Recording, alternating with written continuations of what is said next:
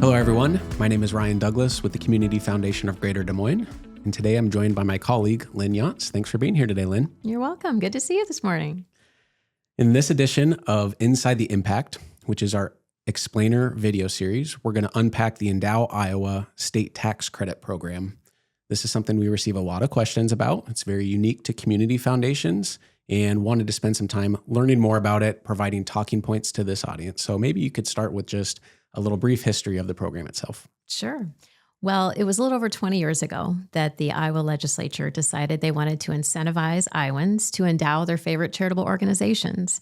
And they decided they would start that with a 25% state tax credit that individuals, businesses, and families would receive when they made contributions into Endow Iowa qualified funds. And it was really an innovative way and really put Iowa on the map to be a national philanthropic leader. Yeah, great. And you mentioned the phrase Endow Iowa qualified. So what qualifies as a gift? What are those three restrictions? Mm-hmm. So the key piece is you need to make a contribution to an Endow Iowa qualified fund at a community foundation that is nationally accredited. So our Community Foundation of Greater Des Moines is one of 17 community foundations across the state of Iowa that is nationally accredited. We also have 46 counties and community affiliates that roll up under our umbrella. So it is important that you make that contribution to an Endow Iowa qualified fund to start with. Mm-hmm. The second piece is that this is a permanent endowment. And so only 5% of these endowments are available to be distributed. And then the third important piece is that the distribution obviously has to go to an Iowa charitable organization, an Iowa cause that is charitable. So those are the three pieces that are really important for the Endow Iowa contribution. Good. Yeah. And, for the advisors and potential clients that are watching this, that's usually where I start the conversation when we're thinking about talking points is those three key pieces. So I'm glad that you brought those up for us. Tell me a little bit about fact pattern. When I work with advisors, a lot of how they process information is thinking about that profile of that potential client. So what fact pattern do you suggest they look for? Well, top of mind would be a taxable moment, right? Do they have clients with Iowa tax liability? Maybe they have an inheritance they've received. Maybe it's a job promotion, but who has that taxable moment? And that would be the first one. Secondly, look for clients that have a passion for Iowa charitable organizations. Which clients have been loyally contributing to their church, to their alma mater, to a passion area of theirs in Iowa. So look for those that have a strong affinity for Iowa charitable causes. Good. So maybe let's dovetail that one as well into some real examples. What are some examples that stick out to you of donors that you've worked with? Yeah, well, thankfully, we've had a lot of donors that we've worked with, a lot of great stories. Maybe the first one I'll share is related to designated funds because the Endow Iowa tax credit can be used with a lot of different fund types. A donor can simply make a contribution to a nonprofit's agency fund. We have hundreds of Endow Iowa funds here at our foundation that people just simply make a contribution to, and then they are eligible for that tax credit. But we've also had a lot of donors who have created a designated fund to support one of their favorite charitable organizations. So for example, they may create a designated fund to support their church, or they may create a designated fund to support their high school or their college that they attended. And then each year a distribution goes out of that fund, 5% to support that Iowa charitable cause. And any contributions they make into that designated fund are then eligible for the Endow Iowa tax credit.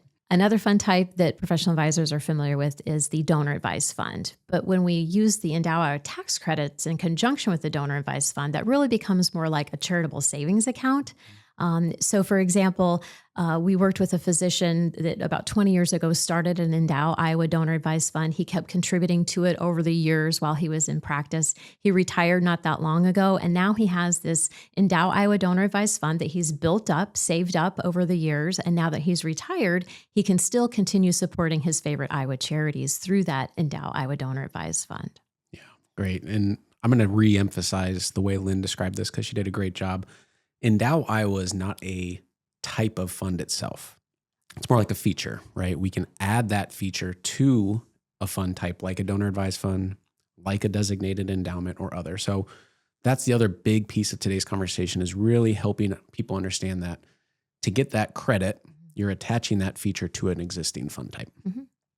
All right. So maybe let's wrap it up for the advisors today. What what are some specific talking points to keep in mind as they explain this to their clients? Well, I think one key talking point is timing. What's the right timing for the client? As I said, is it that taxable moment? So that timing is important, but also timing from this perspective that these tax credits are on a first come, first serve basis. And we receive the allotment at the beginning of the year. So in January, we find out that we have $3.5 million in Endow, Iowa tax credits available. People continue to make contributions and receive the tax credit application.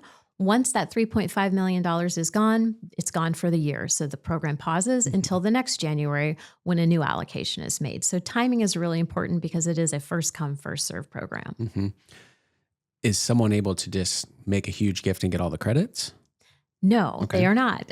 There is no minimum amount to make a contribution into Endow Iowa Fund, but there is a maximum amount. It's a maximum of $50,000 per taxpayer or $100,000 per couple. So there is a maximum amount. We have a lot of contributions that are $1,000 or less across the state of Iowa. Yeah, great. Any final thoughts you can think of today as we wrap up?